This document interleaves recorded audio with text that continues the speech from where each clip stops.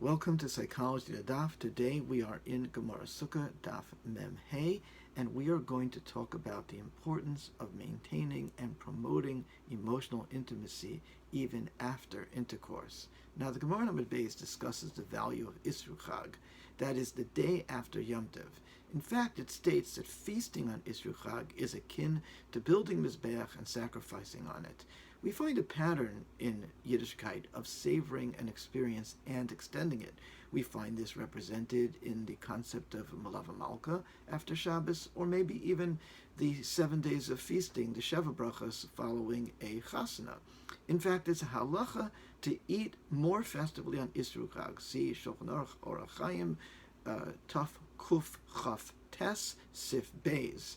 We've also commented many times in Psychology of the Daf that Judaism draws a parallel between God's relationship with the Jewish people and the relationship of husband and wife. I'll just give two sources to refresh your memory. We have Rashi in Bamidbar, Perek Zayin, Pasuk Aleph, and you could look at the entire Perek Nun in Yeshayahu.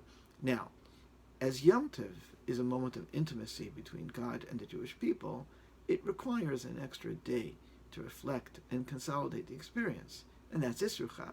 But so too, in regard to sexual intimacy, it is critical that the tender and loving moments are shared together after the act. I cannot stress how beneficial and curative such a practice is. It promotes a sense of connection that proves itself to transcend physical lust. Now, there's a powerful medrash about this brought down by the Chizkuni, which you can find in Bereshis Perek Gimel Pasuk Yud Gimel. And the medrash asks, where was Adam while the snake was conversing and actually seducing her to eat from the tree of knowledge? Where was Adam? Where was Adam? Where'd he go? So Abba Chalafta ben Karfi said, well, basically, after they engaged in marital relations, he was tired and went to sleep. Now, indeed, the more things change, the more they stay the same.